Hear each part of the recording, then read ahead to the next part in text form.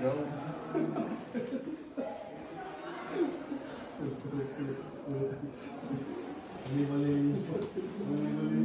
Kasi dito na kami sa underwater.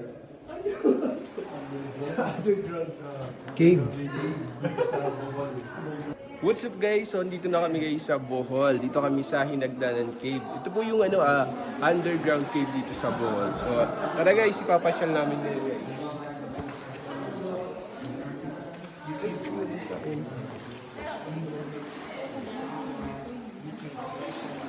Maganda dyan mag-swimming guys. Yan. Mga ilang feet yun. Ilang feet ang dami.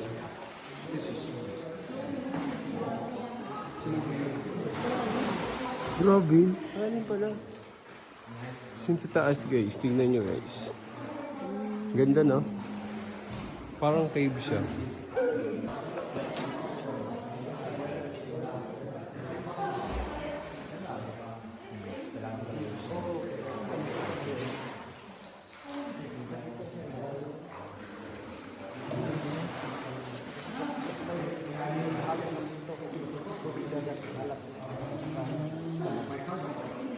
Maalat yan?